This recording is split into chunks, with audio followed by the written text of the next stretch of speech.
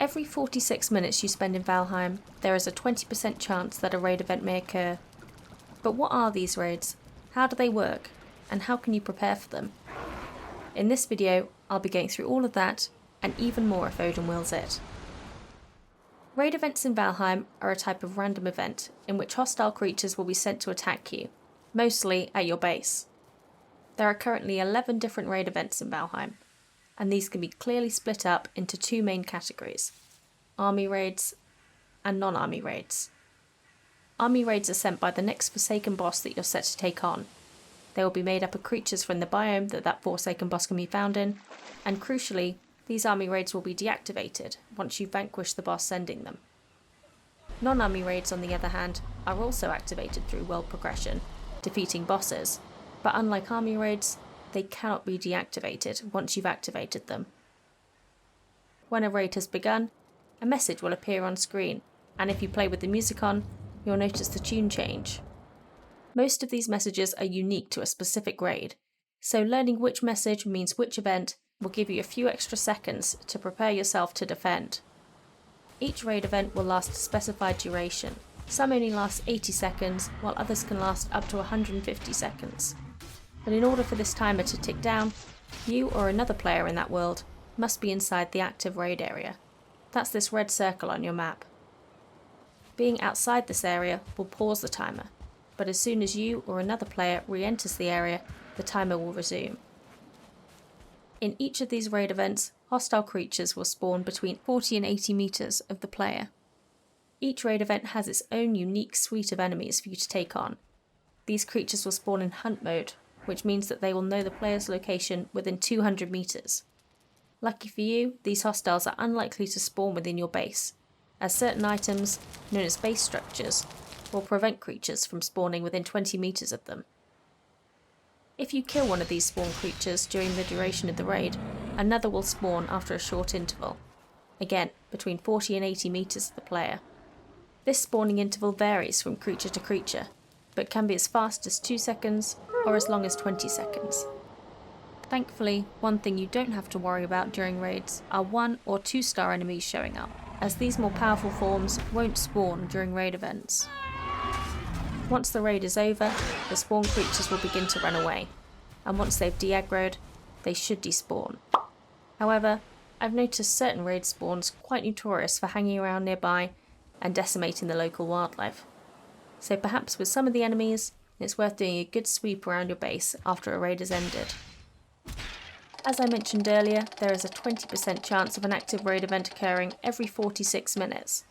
That's the equivalent of 1.5 full in-game day-night cycles. If you're playing with friends, each of you can activate a raid. So if you're unlucky with the odds, it's possible for several of you to trigger raid events in relatively quick succession. You're joking. Not another one? If a raid is triggered, one of the raid events in your active pool will be randomly selected. But depending on where you are in the game progression-wise, and other factors like where your character is in the world, your pool of active raid events will drastically differ. Most of the time, while you're just out and about exploring or resource gathering, your active raid pool will likely be empty. Your active raid pool depends on 3 factors. The first of these factors is which bosses have been defeated in the world you're in. With each new Forsaken vanquished, certain raid events will be activated or deactivated. It's important to note that this is based on the progression of the world, not the progression of your character. So if you start your game in a friend's world where some or all of the bosses have already been defeated, remember that far more advanced raid events will be sent your way. The second factor is where your character is when the 46th minute ticks over and a raid is triggered. This includes both which biome you're in, and also whether you're near your base. All of the raid events, except for one, which we'll get onto later, will only become activated if you are within 40 meters of at least 3 base structures. There are currently 25 eligible base structures in the game, including things like the campfire, workbench, portal, and bed. So even if you're being rather nomadic, having just a few of these items may enable a number of different raid events. Raids also cannot occur if you're in any of the dungeons, so at least while you're in the burial chambers, troll caves, sunken crypts, or frost caves, you're safe. Well, from raids at least.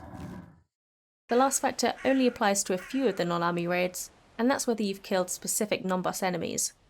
Some raids will only become activated if a specific creature in your world has been killed at some point. Interestingly, you or another player doesn't even have to be the cause of death. If one of these eligible creatures is killed by the environment, or even by another creature from a neighbouring biome for example, it doesn't matter. Their buddies are going to take their revenge out on you. Now I'll go through each of the 11 raid events in the order you're perhaps likely to encounter them. So feel free to use the timestamps to skip around to the raid event you want to find out about, or avoid others that you don't want to be spoiled. The first raid event you're likely to encounter is Eikthyr's army. This event is active from the very start of the game, and will only become disabled after you've defeated the first boss, Eikthyr. For this army to be sent your way, you'll also need to be within 40 metres of at least 3 base structures within the Meadows or Black Forest biome, but you're unlikely to be anywhere else this early on. The raid only lasts for 90 seconds, and the creatures that will be sent your way will be 2 boars and 2 necks. Pretty easy to take on, even at a low level. In fact, this event can actually be quite useful early on, as a way to get some meat and leather scraps, which you can use to craft the crude bow. After defeating Eikthyr, the Elder's army will become the active raid event. These raids will last a little longer this time, at 120 seconds, and can only occur near base items in either the Meadows, Black Forest, Swamp, or Plains. The Elder will send in 4 Greyling, 6 Grey Dwarf, 1 Grey Dwarf Shaman, and 1 Grey Dwarf Brute at a time to attack you. But nothing you can't handle, I'm sure. A good tip if you're struggling is to prioritise taking out the Shaman, as these enemies will act as a healer for the other Grey Dwarf and also deal poison damage to you over time. It's also worth mentioning that the respawn rates for these enemies is pretty fast, only 5 seconds, so make sure you're ready for these waves of Grey Dwarfs. This event will leave your raid pool once you've defeated the Elder of the Black Forest, but with that, a couple of new raids will enter your pool of available events. At this stage of the game, you'll want to invest some time into increasing your base's defences. Try digging a moat, or at the very least putting up a perimeter wall if you want to protect your base and tamed animals. Once you've started to collect scrap iron and produce iron ingots, you'll be able to make a stone cutter and build the strongest stone walls, which are 50% more durable than stake walls. The first new raid we'll talk about is the third boss, Bonemass Army, which is made up of some of the creatures you'll find in the swamp biome. Bonemass Army is one of only 4 raids available in the mountain biome, but it can also be active in the Meadows, Black Forest, Swamp, or Plains, as long as you're near 3 or more base items. For this raid, Bonemass will send 3 Draugr and 6 skeletons your way. This raid lasts 150 seconds, which is as long as raid events get. On top of that, the creatures from this raid will respawn after only 5 seconds, so make sure you have enough stamina to survive the successive waves, as Draugr can hit pretty hard. You'll also notice this raid will cause it to start raining, which will give you the wet effect if you head outside, reducing your health regeneration by 25% and stamina regeneration by 15%. Not ideal. Another raid that can be enabled by defeating the Elder is the Ground is Shaking Troll event. This will likely be the first non-army raid you encounter, and is activated when your character is within 40 metres of at least 3 base structures in either the Meadows, Black Forest, Swamp or Plains, and also if a troll has died in that world. In this event, 2 trolls come to avenge their slaughtered troll friend. These enemies can cause some serious damage to your defences, so you'll want to try and draw the trolls away from your base if possible. As this is a non-army raid, it cannot be deactivated, so as long as you're near your base, this raid will remain in your active pool for the rest of the game. Defeating the third boss, Bonemass, will open up 6 new possible raid events to you, giving you a possible pool of up to 7 raid events. One of these is, of course, the 4th boss, Moda's Army. Just like Bonemass Army, this event will last for 150 seconds and is also active within the Meadows, Black Forest, Swamp, Plains or Mountain biome. For this raid, you'll need to prepare both your base and yourself. Moda will send 3 drakes to attack you, and will also create a snowstorm, which will give you the freezing effect. Freezing does 1 damage per second, but also reduces your health regeneration by 100% and stamina regeneration by 60%, which will be pretty crippling while trying to defend your base. The freezing effect can be resisted by being under a shelter or within range of a heat source, but given the situation, drinking a frost-resistant mead or wearing either the wolf armor chest, wolf fur cape or lox cape will be more appropriate. Unfortunately for your base and its inhabitants, drakes fly, so wall defences and raised bases will be less effective here than they might have been against other raids. To protect your tamed animals, you might want to add a roof to their enclosure. Shooting down the drakes with a bow is probably the easiest way to take them down, and as drakes take 50% more damage from fire attacks, using fire arrows will be extremely effective. Once you've defeated Moda, this event will be removed from the pool of possible raids. The next raid attack will be heralded by the same foul swamp smell message as Bonemass Army.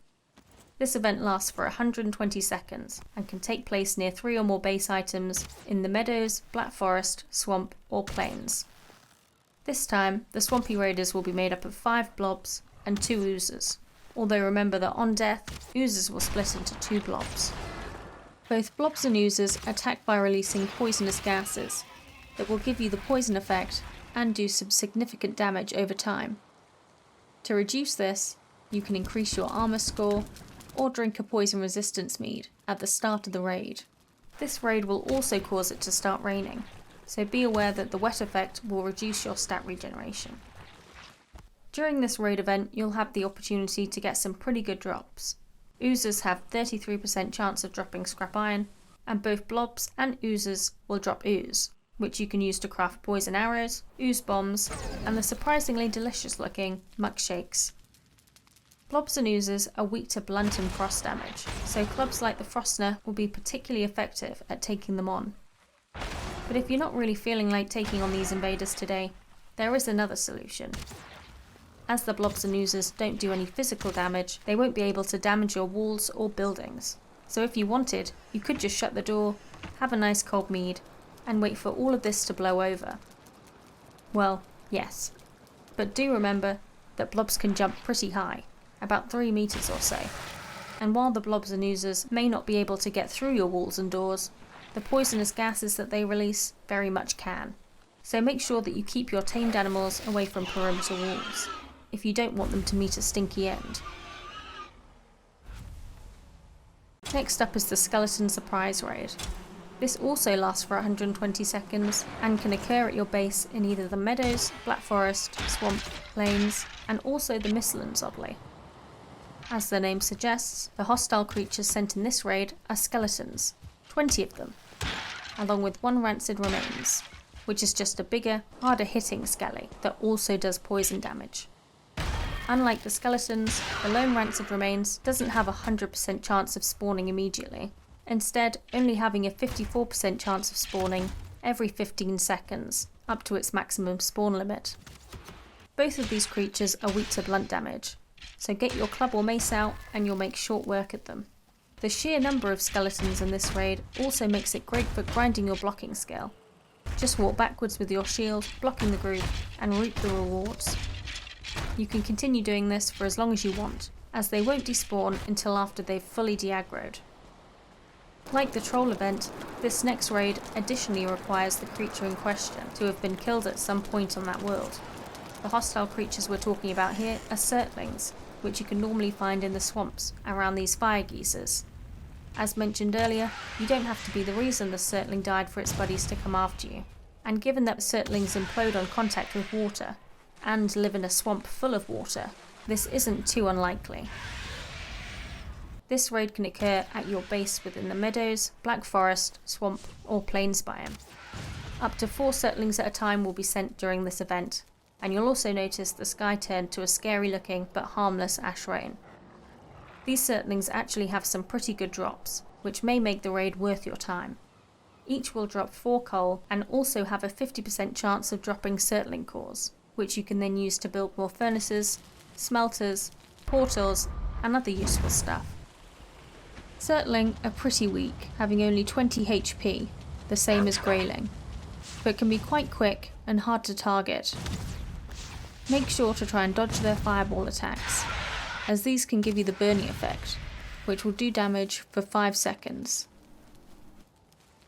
The newest event at time of recording is the You Stirred the Cauldron raid. Despite the name, this event isn't some minor kitchen injury, and has nothing to do with your cauldron. In this event, 10 bats will be sent to attack you. Like the Surtling and Troll events, you'll need to have killed a bat in that world for this event to become active. You'll find bats in the new frost caves found throughout the mountains. This raid lasts for 120 seconds and is the only event currently that can occur in any biome, although you do still need to be close to at least 3 base items. These bats can actually be quite annoying and will fly over your walls and even into your buildings if doors or windows have been left open. Bats will also absolutely decimate your tamed boars, so it might be worth protecting your 2-star boys at least inside a barn. And given that bats will only drop leather scraps, you're not going to get much of a reward for your troubles. We're finally on to the only raid currently in the game that doesn't attack you near base items. In fact, you'll only get this raid if your character is out and about exploring either the plains or mountain biome. During this event, 6 wolves will be sent to hunt you down. Pretty scary, right? To add to this, the interval between you killing a wolf and a new one respawning is only 2 seconds, leading to 120 seconds of pretty continuous wolf waves. Each wolf will drop some meat and a wolf pelt, and also has a 40% chance of dropping a wolf fang, which can be used to craft the best spear currently in the game, the Fang Spear. Wolves aren't weak to anything, and it's very easy to become overwhelmed by their numbers, so it might be best to try and jump out of reach of the wolves and switch to range attacks to take them down. And just to note, your own tamed good doggos will not help you out here at all, so I guess we know where their loyalties really lie. The last raid event we're going to talk about is Yagluth's army, activated by defeating the 4th boss Moda.